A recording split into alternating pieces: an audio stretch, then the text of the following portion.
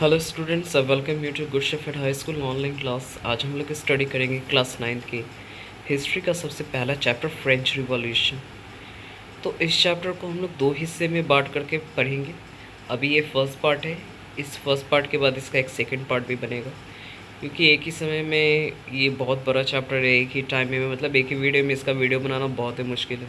इसलिए इस चैप्टर को हम लोग दो हिस्से में बांट करके पढ़ेंगे। तो स्टार्ट करते हैं।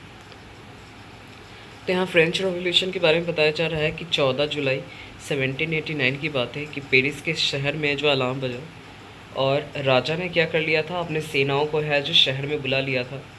और लोगों के बीच ऐसा अफवाह फैल गया था कि ये जो सेना लोग आए हैं, राजा ने जो अपने आर्मी को ऑर्डर दिए हैं, वो आर्मी लोग क्या करने आ रहे हैं, सिटीज़न को मारने के लिए आ रहे हैं। इसीलिए सभी लोग घबरा गए और लगभग 7,000 की संख्या में मैन और वोमेन मिल करके है जो टाउन हॉल के बगल में है, जो टाउन हॉल के पास पहुँचे और सभी लोग मिल करके मिलिटिया का फॉर्म तैयार किया। मिलिटिया आखिर होता क्या है? जैसे आप देख पा रहे हैं, एक वर्ड यहाँ पे लिखा हुआ है मिलिटिया। ये देख पा रहे हैं मिलिटिया। आखिर ये मिलिटिया होता क्या है?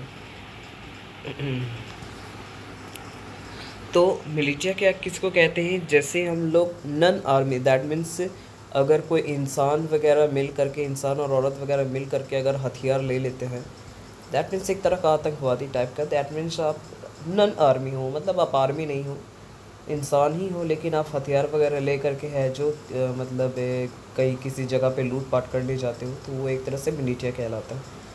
तो ये बताया जा रहा है कि यहाँ लगभग 7,000 लोग हैं जो वहाँ पर किंग के जो राजमहल था, राज दरबार के पास है जो इकट्ठे हो गए।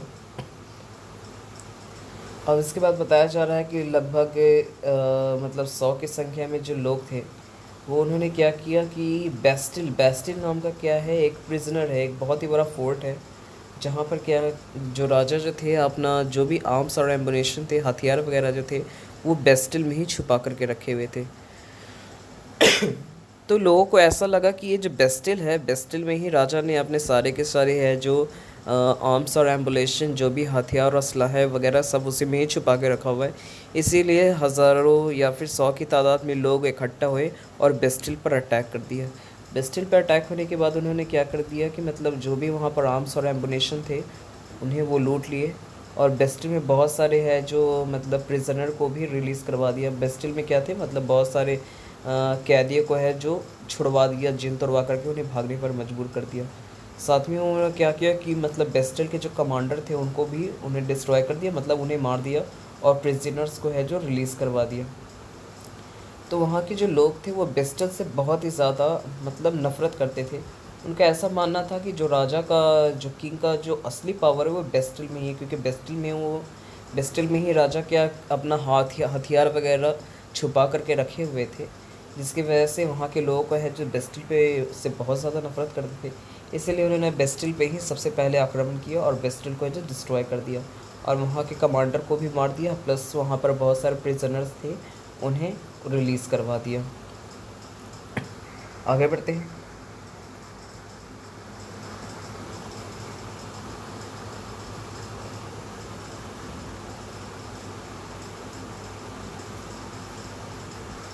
तो उन दिनों क्या हो रहा था वहाँ पर, जो पेरिस में था वो काफ़ी ज़्यादा है जो हंगामे में हो रहे थे, रॉयट्स वगैरह हो रहे थे। वहाँ का लोग जो थे वो ख़ास प्रोटेस्ट कर रहे थे, क्योंकि ब्रेड का जो कीमत था वो बहुत ही ज़्यादा हाई हो गया था। वहाँ पर फ्रांस में पहले जो था ब्रेड ही वहाँ का मुख्य भोजन का स्रोत था। तो वहाँ ब्रेड की जो कीमत थी वो काफ़ी ज़्यादा बढ़ गई थी, जिसकी वजह से वहाँ पर काफ़ी ज़्यादा रॉयट्स होने लग गए। प्लस राजा भी है जो वहाँ के पब्लिक को बहुत ज़्यादा परेशान कर रहे थे, जिसकी वजह से लोग बर्दाश्त से बाहर हो गए और उन्होंने रॉयट्स करना स्टार्ट कर दिया। कुछ लोगों को तो समझ में भी नहीं आया कि आखिर ये हुआ क्या। कुछ लोग तो इतने डर गए कि वो मतलब देश छोड़ करके है जो पड़ोसी देश में चले गए। नेक्स्ट टॉपिक है French society during the late 18th century. यहाँ पे बताया गया कि आखिर किस वजह से हुआ था। तो आगे बढ़ते हम लोग जानते हैं। यहाँ पे बताया जा रहा है कि इन 1774 लुइस 14वां जो थे वहाँ पर क्या बने, वहाँ पे राजा बने, ठीक है ना, फ्रांस के है जो राजा बने। और उनकी उम्र कितना सही साल थी, मात्र वो 20 साल के थे। और उनकी ये जो ऑस्ट्रिया की एक रानी थी मैरिया एंटीन्यूएट, उनके साथ उनके शादी करवा दी गई। लेकिन जब शादी हुआ तो राजा को है जो एक खाली गद्दी मिली। दैट मीन्स खाली गद्दी मतलब क्या होता है कि मतलब जब भी राजा किसी शासन पे आता है तो उसके चारों तरफ क्या होते हैं, बहुत सारे पैसे होते हैं, जेवरात वगैरह होते हैं, है ना। तो जब वो गद्दी पर बैठा तो ऐसा कुछ नहीं था वहाँ पर, ना ही कोई पैसे वगैरह थे वहाँ पर। क्या हुआ था मतलब एक इकोनॉमिकल कंडीशन ही बहुत ही ज़्यादा ख़राब था। तो आखिर किस वजह से वहाँ पर फाइनेंशियली प्रॉब्लम था, मतलब वहाँ फाइनेंशियल सपोर्ट नहीं मिल पाया, तो इसमें के बारे में बताया जा रहा है। तो हमें बताया जा रहा है कि आखिर मतलब फ्रांस में इतना ज़्यादा फाइनेंशियली प्रॉब्लम क्यों थे। तो सबसे पहले यहाँ पे बताया जा रहा है, देख पा रहे हैं एक टॉपिक यहाँ पे वर्सिलेस है ना, ये वर्सिलेस है, पैलेस ऑफ वर्सिलेस। इसमें क्या था, एक ये बहुत बड़ा राजमहल था, ठीक है ना, जहाँ पर है जो लोग हैं जो बहुत मन मर्जी से वहाँ पर बहुत ज़्यादा मतलब एक आज़ादी सा जैसा था, मतलब आप वहाँ खूब मौज मस्ती कर सकते थे, है ना। बहुत ही वहाँ पर अच्छा इंतज़ामात वगैरह लोगों के लिए, इंटरटेनमेंट के लिए बहुत सारे हर चीज़ वहाँ पे उपलब्ध थे। तो ये एक बहुत बड़ा पैलेस था, है ना, वर्सिलेस। तो राजा को क्या होता था, राजा को इसे मतलब इस पैलेस को मेंटेनेंस के लिए क्या करना पड़ता था, बहुत ही ज़्यादा है जो खर्चा करना पड़ता था। ऐशो आराम की ज़िंदगी यहाँ प्लेस ऑफ वर्सिलेस में लोग जीते थे, तो उसके मेंटेनेंस के लिए बहुत ही ज़्यादा है जो खर्चा होता था। प्लस लुइस 14वां जो थे वो क्या किए थे, अमेरिका पर पहले क्या था, जिस तरह से अंग्रेज़ है जो इंडिया पर शासन कर रहे थे, उसी तरह अंग्रेज़ क्या थे, अमेरिका पर भी है जो शासन कर रहे थे। तो फ्रांस जो है वो अमेरिका का मदद किया था मतलब अंग्रेज़ों को वहाँ से भगाने के लिए। इसकी वजह से है जो फ्रांस से लगभग यहाँ पे बताया जा रहा है कि बहुत ज़्यादा है जो उनका खर्चा हुआ था। यहाँ पे बताया जा रहा है कि तो अमेरिका को है जो अंग्रेज़ों से आज़ादी दिलाने के लिए फ्रांस ने लगभग 1 मिलियन लिबर्स रुपए खर्च किए। तो लिबर्स क्या होता है, फ्रांस का जिस तरह से इंडिया का करेंसी रुपया है, उसी तरह फ्रांस की जो करेंसी थी वो लिबर्स थी उस समय। और अमेरिका को है जो ब्रिटेन से आज़ाद करवाने के लिए फ्रांस का लगभग 1 मिलियन लिबर्स है जो खर्च हो चुका था। उसके ऊपर से पहले से उसके ऊपर है जो 2 बिलियन लिबर्स का है जो कर्ज था। और जो भी मतलब जिन्होंने जिस कंपनी ने फ्रांस को उधार दिए थे, उन्होंने 10% ब्याज भी लेना स्टार्ट कर दिया था। तो गवर्नमेंट के पास तो कोई मतलब साधन नहीं था उस पैसे के लौटाने के लिए। इसीलिए उन्होंने क्या किया कि मतलब उन्होंने मतलब वहाँ के जो लोग थे उनसे टैक्स वसूलना स्टार्ट कर दिया, क्योंकि उन्हें ये जो राजा थे उन्हें तो कंपनी को पैसे सारे के सारे वापस करने थे, सूद के साथ उन्हें पैसा वापस करना था। तो उनके पास कोई चारा भी नहीं था। एक तो पैलेस ऑफ वर्सिलास के मतलब मेंटेनेंस में बहुत ज़्यादा खर्च हो रहा था, प्लस है जो जो कंपनी से उन्होंने जो लोन पैसा लिया था उसको भी चुकाना था। तो इसके लिए उन्होंने क्या किया कि लोगों पर है जो टैक्स देने के लिए उनको मनोनीत किया, बोला कि आपको टैक्स देना होगा। तो टैक्स देने के लिए यहाँ पे बताया जा रहा है कि हाँ, लोगों को है जो 3 हिस्से में कैटेगराइज किया गया। पहला स्टेट जो था वो क्लर्गी था, सेकंड स्टेट जो नोबिलिटी था, और थर्ड स्टेट में क्या आते थे, थर्ड स्टेट वाले लोगों को ही क्या करना पड़ता था, टैक्स देना पड़ता था। फर्स्ट स्टेट और सेकंड स्टेट वाले लोगों को है जो टैक्स पे करने की कोई ज़रूरत नहीं थी, क्योंकि फर्स्ट स्टेट में जो पादरी जो चर्च के जो देखभाल करते थे वो फर्स्ट स्टेट के लोग रहते थे। सेकंड स्टेट में थोड़ा सा जो रईस इंसान हो गए वो सेकंड स्टेट में आते थे। और थर्ड स्टेट में क्या होते थे, स्मॉल पीजेंट मतलब जो छोटे मोटे फार्मर हो गए, लेबर्स हो गया, नौकर हो गया, उन्हीं को ही क्या करना पड़ता था, टैक्स देना पड़ता था सरकार को, मतलब किंग को है जो टैक्स देना पड़ता था।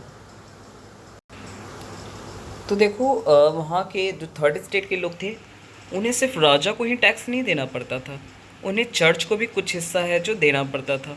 जैसे आप देख पा रहे हैं यहाँ पर, ये देख पा रहे हैं यहाँ पर ताइट्स लिखा हुआ है। ताइट्स क्या होता था, ताइट एक ऐसी राशि होती थी, मतलब एक ऐसा टैक्स होता था जिसे हर मतलब थर्ड स्टेट वाले लोगों को क्या करना पड़ता था, चर्च को देना पड़ता था, ठीक है। और जो उसमें से और उसके अलावा भी क्या करना पड़ता था, डायरेक्ट टैक्स जो था वो राजा के पास भी जाता था, जिसको टाइल कहा जा रहा है ना। टाइल आप देख पा रहे हैं, ये टाइल है। टाइल दैट मीन्स ये जो टैक्स रहता था वो सीधे राजा के पास जाता था, और जो टाइट जो था वो है जो चर्च के पास जाता था। तो थर्ड स्टेट के लोगों को है जो दो तरह का टैक्स देना पड़ता था, एक टाइल है, टाइल जो है चर्च को देना पड़ता था, और टाइल जो है वो राजा को देना पड़ता था।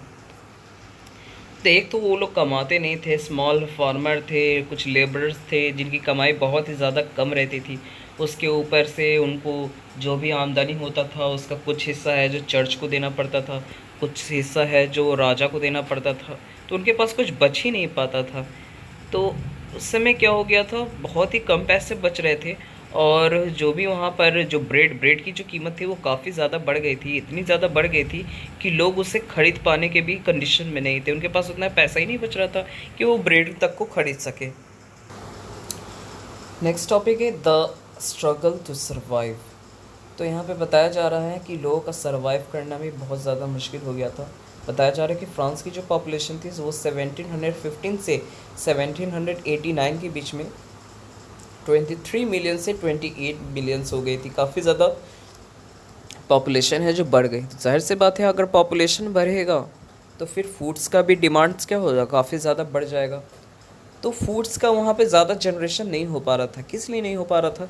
एक तो वहाँ पर बहुत ही ज़्यादा है जो सूखाड़ पड़ रहा था, सूखा पड़ने की वजह से है जो फसल है जो ख़राब हो जा रहे थे, और दूसरा है जो मतलब वहाँ पर है जो बर्फ़बारी होती थी, ओले गिरते जिसकी वजह से फसल है जो फसल का नुकसान हो जाता था, जिसकी वजह से अच्छी फसल नहीं हो पा रहे थे, ज़्यादा अमाउंट में है जो प्रोडक्शन नहीं हो पा रहा था। लेकिन पॉपुलेशन बहुत ही तेज़ी से बढ़ रही थी, जिसकी वजह से जो फूड्स का जो डिमांड था वो काफ़ी ज़्यादा बढ़ने लग गया। ब्रेड्स के भी दाम काफ़ी ज़्यादा बढ़ गए थे। तो कुछ है जो माफिया लोग जो मतलब कुछ माफिया लोग जो थे वो क्या कर रहे थे कि ब्रेड्स को है जो छुपा दे रहे थे, उन्हें हाइड कर रहे थे, ताकि आने वाले इमरजेंसी टाइम में है जो उन्हें दाम बढ़ा करके मतलब जब जितना मन करे उतना दाम पे है जो ज़्यादा अमाउंट पे है जो उसको बेच सके।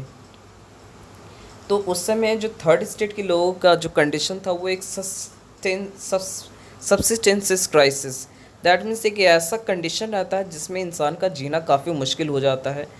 मतलब इंसान का जीना लगभग खतरे के बराबर रहता है, इन डेंजरस प्लेस में चला जाता है। दैट मीन्स अगर वो कमा भी लेता है तो उसके पास उतना पैसा नहीं रहता जिससे कि वो एक वक्त का खाना भी खरीद सके। तो उस कंडीशन को हम लोग क्या कहते हैं, सब्सिस्टेंसेस क्राइसिस कहते हैं। आगे बढ़ते हैं। A growing middle class evidences as an end to privilege। में बताया जा रहा है कि पीजेंट दैट मीन्स जो छोटे मोटे किसान थे और वर्कर थे, उन्होंने क्या किया, सरकार के खिलाफ वहाँ पे राजा के खिलाफ है जो रिवोल्ट में है जो पार्टिसिपेट करने स्टार्ट कर दिया, क्योंकि राजा अपने मन से है जो बहुत ज़्यादा टैक्स है जो बढ़ा रहा था, और खाने के दाम के भी काफ़ी ज़्यादा बढ़ा चुके थे। खाने के जो दाम थे मतलब भोजन की जो भी ब्रेड वगैरह का जो अमाउंट था काफ़ी ज़्यादा बढ़ चुका था, टैक्स भी बहुत ज़्यादा बढ़ चुका था, जिसकी वजह से जो ग्रेड 3 के जो लोग थे मतलब नौकर वगैरह हो गया, किसान, छोटे मोटे किसान, उनको काफ़ी ज़्यादा दिक्कत झेलने पड़ रहे थे। तो उन्होंने है जो मतलब रिवोल्ट्स में है भी मतलब है जो पार्टिसिपेट करना स्टार्ट कर दिया।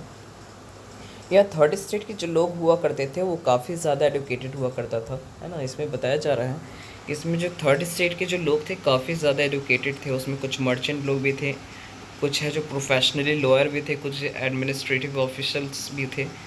तो लेकिन फिर भी क्या होता था ना कि मतलब अगर थर्ड स्टेट में ये लोग भी आते थे तो इनको टैक्स देना ही देना है, ठीक है ना, चाहे वो अमीर हो या फिर गरीब हो या फिर वो एडुकेटेड हो या फिर अनएडुकेटेड है।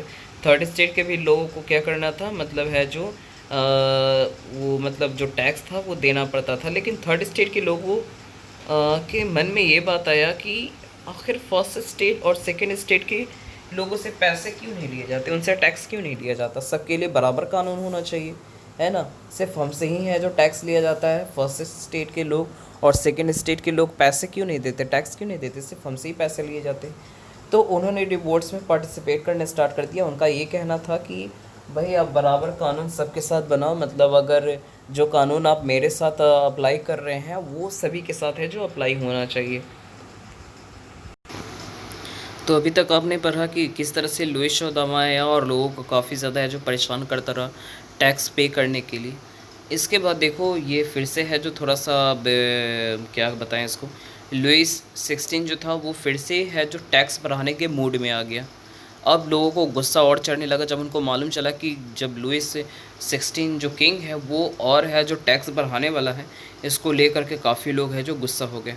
तो उस समय क्या होता कि राजा है जो डायरेक्ट है जो टैक्स नहीं बढ़ा सकता था, अपने मन से है जो टैक्स नहीं बढ़ा सकता था। इसके लिए उन्होंने क्या किया कि तीनों स्टेट से है जो लोगों को बुलवाए। यहाँ पे बताया जा रहा है कि तीनों स्टेट्स के लोगों को से लगभग 300, फर्स्ट स्टेट से लगभग 300 लोग आए, रिप्रेजेंटेटिव आए, सेकंड स्टेट से भी 300 आए, और थर्ड स्टेट से 600 मेंबर्स आए थे, ठीक है ना। इसमें बताया जा रहा है कि जो इस तरह का जो मीटिंग था, टैक्स बढ़ाने का जो मीटिंग था, सबसे पहले 1614 में बुलाया गया था और अब लगभग 1789 में इसका दूसरा मीटिंग है जो ये लुइस 16 ने बुलवाया, ठीक है ना। किस लिए बुलवाया था? तो न्यू टैक्सेस को पारित करने के लिए, नए टैक्सेस जो बनेंगे उसको रूल रेगुलेशन किस लिए नए टैक्स बन रहे हैं उसके लिए है, जो तीनों स्टेट से है, जो पहले स्टेट से 300 मेंबर, सेकेंड स्टेट से 300 मेंबर और थर्ड स्टेट से 600 मेंबर्स को है जो बुलाया गया। तो इसमें देखो वो जो पैलेस था, वर्सिलस का जो पैलेस था जहाँ पर ये मीटिंग होना था, उसको काफ़ी अच्छे से है जो डेकोरेट किया गया, काफ़ी अच्छे से सजाया गया। और फिर वहाँ पर क्या हुआ, जैसे यहाँ पे बताया जा रहा है कि फर्स्ट स्टेट और सेकंड स्टेट के लोगों को है जो आगे बैठाया गया और थर्ड स्टेट के जो लोग थे वो पीछे खड़े थे, ठीक है ना, पीछे खड़े थे। क्योंकि थर्ड स्टेट के लोग तो काफ़ी किसान थे, मतलब किसान थे, छोटे लोग थे, इसीलिए उन्हें क्या कर दिया गया, पीछे बोला गया कि आप लोग पीछे जाके खड़े हो जाओ और फर्स्ट स्टेट और सेकंड स्टेट के लोग हैं जो आगे रहेंगे। फिर उसके बाद इसमें बताया जा रहा है कि थर्ड स्टेट में मैंने पहले ही बताया था कि काफ़ी है जो एडुकेटेड मेंबर्स थे। इस ये जो सभा हुई थी, ये जो मीटिंग हुई थी, इसमें छोटे मोटे किसान, वोमेंस वगैरह को है जो असेंबली के अंदर इंटर करने के लिए अलाउ नहीं किया गया। जो भी मतलब औरत है, बच्चे हैं, जो छोटे मोटे किसान हैं, उन्हें है जो अंदर आने के लिए नहीं किया गया, उन्हें बाहर ही रहना था। फिर भी जो थर्ड स्टेट के जो मेंबर थे, 600 मेंबर्स गए थे, उन्हें लगभग 40,000 लेटर वो वैसे लेटर थे जिनमें हर एक इंसान का जो तरह तरह का जो प्रॉब्लम था वो राजा के सामने रखना था कि उनको क्या क्या प्रॉब्लम हो रहे हैं, क्या उनके टैक्स बनाने से क्या क्या मुसीबतें आ रही हैं। तो लगभग 40,000 लेटर थे इस तरह से जो राजा को शिकायत जो भेजना था कि आपके शासनकाल में ऐसी ऐसी प्रॉब्लम हो रही है। तो लगभग 4000 लेटर्स के ज़रिए है जो राजा के सामने है जो एक डिमांड रखा गया। तो उस समय जो पहले जो असेंबली होता था उसमें वोटिंग क्या होता था, पहले स्टेट से एक वोट, सेकेंड स्टेट से 1 वोट और थर्ड स्टेट से 1 वोट जाता था। लेकिन इस बार थर्ड स्टेट के जो लोग थे वो बोल रहे कि नहीं, इस बार वोटिंग ऐसा नहीं होगा, इस बार आपको वोटिंग सभी लोगों से करवाना होगा, मतलब सभी लोग वोट देंगे। मतलब पहले स्टेट से जो 300 पर्सन आए हैं उन सबको वोट देना है, सेकेंड स्टेट से भी 300 मतलब रिप्रेजेंटेटिव आए थे, उन सभी को वोट देना है। हमारी तरफ से 600 लोग आए, इन सभी को मिला करके वोट देना होगा। राजा इस वजह से बहुत गुस्सा हो जाता है, बोलता है कि नहीं, हमें इस वो क्या करता है, इस जो थर्ड स्टेट्स के लोगों का जो ये प्रपोज़ल रहता है उसको वो ठुकरा देता है। बोलता है कि नहीं, ऐसा नहीं होगा, जैसे पहला रूल्स था वैसे ही होगा। मतलब पहले स्टेट के 1 वोट, सेकेंड स्टेट का 1 वोट और थर्ड स्टेट का 1 वोट पड़ेगा। लेकिन थर्ड स्टेट के जो लोगों का कहना था कि नहीं, सभी जो टोटल है जो टोटल कितने थे, 1200 मेंबर्स हो गए ना, 300 600, तो बोले कि टोटल 1200 पर्सनस को है जो वोट देना पड़ेगा, ठीक है ना, तभी जा कर के है जो आगे के बारे में बात होगी। तो किंग है जो इनके इस प्रपोज़ल को है जो ठुकरा देते हैं। आगे जानते हैं क्या होता है। उसके बाद क्या होता है, याद रखना है, ये जो असेंबली होने वाली थी वो कब होने वाली थी, 5 मई को होने वाला था। यहाँ पर बताया जा रहा है, देख पा रहे हैं, 5 मई, ये रहा, सॉरी, ये रहा 5 मई 1889 को ये असेंबली हो रहा था, ठीक है ना। लेकिन इसको है जो राजा है जो एक्सेप्ट नहीं किया और फिर 20 जून को, यहाँ पे देख पा रहे हैं 20 जून को, तो 20 जून को क्या हो गया, ये जो थर्ड स्टेट के जो लोग थे वो क्या हो गया, बर्सिलस के बगल में क्या था, एक टेनिस कोर्ट था, वहाँ पर सभी लोग हैं जो जमा हो गए और उन्होंने क्या किया, मतलब एक तरह से है जो नारा लगाने लगे हैं ना, नारा लगाने लग गए कि भाई जो हम लोग कह रहे हैं उसको सुनो, मतलब हमारा जो भी, मतलब हम चाहते हैं कि हमारा जो वोटिंग हो 600 ईच पर्सन का वो होना चाहिए। तो वो सब लोग वहाँ पे नारा लगाने लग गए और उन्होंने क्या किया कि अपने थर्ड स्टेट को लोगों को क्या नेशनल असेंबली घोषित कर दिया, ठीक है ना। थर्ड स्टेट के लोगों ने ही नेशनल असेंबली बनाया था, तो उन्होंने थर्ड स्टेट में जितना भी 600 लोग थे उन्हें नेशनल असेंबली का नाम दिया गया। और इनको लीड कौन कर रहे थे, तो मीरा बाऊ और अबे शेई कर रहे थे। यहाँ पर 2 लोग, मीरा बेऊ और अबे शेई मिल करके है जो टीम को लीड कर रहे थे, ठीक है। आगे बढ़ते हैं। तो यहाँ पे बताया जा रहा है, तो एक तो यहाँ पर national assembly, that means third state के जो लोग थे वो ब्रसिलस के पास काफ़ी ज़्यादा हंगामा कर रहे थे, और एक तो प्रॉब्लम था कि वहाँ पर काफ़ी ज़्यादा विंटर का समय था, जिसकी वजह से है जो एक तो फसल बहुत ज़्यादा ख़राब हो गई थी और ब्रेड का जो प्राइस था वो काफ़ी ज़्यादा बढ़ गया था, बहुत ज़्यादा बढ़ गया था। और काफ़ी औरतें जो लोग थे जो बेकरी के यहाँ गए हुए थे ब्रेड ख़रीदने के लिए, वो लाइन में घंटों खड़ी थी और काफ़ी ज़्यादा बर्फ़बारी हो रही थी और वो बेकरी वाला जो था उनको टाइमली है जो ब्रेड नहीं दे रहा था, जिसकी वजह से वहाँ पर जो औरतें जो इकट्ठा हुई थी लाइन में जो खड़ी थी ब्रेड खरीदने के लिए, उनको बहुत गुस्सा चढ़ गया और उन्होंने शॉप में तोड़-फोड़ करना स्टार्ट कर दिया। तथा उन्होंने क्या किया कि शॉप के अंदर जितने भी मतलब ब्रेड्स वगैरह थे और पैसे वगैरह थे, उन्होंने सारी की सारी जो औरत और लोग जो खड़े थे, उन्होंने उसे लूट लिया। दूसरी ओर क्या हो रहा था, देश में क्या हो रहा था, मतलब र्यूमर्स फैले हुए थे काफ़ी ज़्यादा। अचानक सा ये कुछ मतलब कहीं से ऐसा सुनने में आया गांव वाले को कि राजा जो है मतलब भारे पर है, जो कुछ गुंडे लोग को लाए हैं, वो क्या करेंगे कि आपके फसल को है जो जला देंगे। तो अब क्या हो गया कि किसान को बहुत गुस्सा चढ़ गया। गुस्सा चढ़ने के बाद क्या किया कि वो अपना भाला कुल्हाड़ा जो चीज़ भी लिए निकाले और उन्होंने क्या कर दिया, तो वहाँ के किसान लोग जो थे, जहाँ पर फूड स्टॉक किया जाता था राजा के नज़र निगरानी के दौरान, जहाँ पर फूड स्टॉक किया जाता था, वहाँ पर सारे के सारे किसान हैं जो हमला कर दिए और वहाँ पर जितने भी अनाज वगैरह थे उसको वो लूट लेते हैं और वहाँ पर जो भी फाइल्स वगैरह, कागज़ वगैरह, जो भी रसीद वगैरह पड़े रहते हैं, सबको फाड़ करके जो भी इम्पोर्टेंट डॉक्यूमेंट्स रहते हैं सबको क्या कर देते हैं, जला देते हैं। इधर क्या होता है कि लुइस 14वां को फाइनली क्या करना, मतलब नेशनल असेंबली का जो प्रपोज़ल था उसे एक्सेप्ट कर लेना पड़ता है। फाइनली 4 अगस्त 1789 को है जो लुइस 16 है जो नेशनल असेंबली की इस प्रपोज़ल को है जो एक्सेप्ट कर लेते हैं। और फिर ये क्या करता है, मतलब अभी इस नेशनल असेंबली के अकॉर्डिंग मैंने पहले ही बताया था, ये लोग ये चाहते थे कि सभी लोगों के साथ बराबर कानून व्यवहार होना चाहिए, है ना। अगर आप टैक्स हमसे ले रहे हो तो आपको सारे के सारे जो भी फर्स्ट स्टेट और सेकंड स्टेट के लोग हैं उनसे भी टैक्स लेना होगा। फाइनली है जो क्या हुआ था कि राजा ने उनके प्रपोज़ल को एक्सेप्ट कर लिया। प्रपोज़ल एक्सेप्ट होने के बाद क्लर्जी, मतलब जो भी पादरी वगैरह के पास जो भी जो ज़मीन वगैरह थे, उन्हें है जो उनसे वापस छीन लिया गया, है ना। और जो फर्स्ट स्टेट और सेकंड स्टेट के लोगों को भी बोला गया कि भाई अब तुम लोगों को भी है जो टैक्स देना पड़ेगा। उनके पास जो भी है जो सरकारी ज़मीन थे वो उनसे छीन लिए गए। इस दौरान है जो लगभग गवर्नमेंट को यहाँ पे बताया जा रहा है कि 2 मिलियन लिबरल्स का है जो फ़ायदा हुआ। अब देखो अब क्या हो गया कि अब वहाँ पर सभी के लिए एक बराबर कानून बन गया, मतलब एक कंस्टिट्यूएंस मोनार्ची बन गया, एक संविधान बन गया। संविधान यहाँ पे बन गया। बताया जा रहा है कि national assembly completed the draft of the constituent in 1791। 1791 में उन्होंने कॉन्स्टिट्यूएंट तैयार किया और अब यहाँ पर क्या था, सभी लोगों के लिए एक जैसा कानून बन गया, है ना।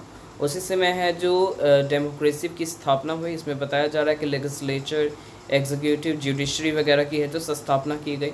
पहले क्या था कि सब चीज़ें जो राजा ही तय करते थे कि क्या करना है क्या नहीं करना है, लेकिन अब क्या हो गया कि लेजिस्लेचर, लोकसभा, फिर यहाँ पर क्या हो गया एग्जीक्यूटिव, फिर कोर्ट वगैरह, ये सब चीज़ें जो बनाए गए, जो है जो कंस्टिट्यूएंट्स के अकॉर्डिंग आता है।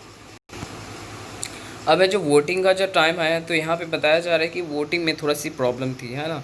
यहाँ पे बताया जा रहा है कि 25 साल से ज़्यादा लोग, 25 साल के उम्र से ज़्यादा लोग ही हैं जो वोटिंग कर सकते थे। औरत और छोटे बच्चे हैं जो वोटिंग नहीं कर सकते थे। और वही इंसान है जो वोटिंग कर सकता था जो लगभग 3 दिन के बराबर है जो सरकार को है जो 3 दिन की कमाई के बराबर अगर वो सरकार को टैक्स पे करता है, वही सिर्फ है जो वोट दे सकते थे और कोई भी है जो वोट देने के लिए अधिकार उनको नहीं था। जो सिर्फ क्या करते थे, जो वही लोग है जो 25 साल से ज़्यादा उम्र के लोग और जो 3 दिनों के बराबर जो है 3 दिनों के कमाई के बराबर जो टैक्स पे करते हैं, उन्हीं को है जो सिर्फ वोट देने का अधिकार दिया गया। तो बच्चों अभी हम लोग अभी फ़िलहाल इतना ही। हम लोग थर्ड पार्ट को हम लोग France abolish monarchy and become republic के बारे में हम लोग नेक्स्ट वीडियो में पढ़ेंगे। इसमें जानेंगे कि कैसे है जो लुइस 16 को है जो मार दिया गया, फिर से है जो एक शासन तैयार हुआ, फिर है जो उसे ठीक किया गया, फिर से एक नया शासन आया। बहुत सारे प्रॉब्लम हुए थे फ्रांस में, सब के बारे में है जो अभी बहुत सारे है जो स्टोरी अभी भी बचे हुए हैं, तो उन सारे स्टोरी को हम लोग नेक्स्ट पार्ट में सुनेंगे।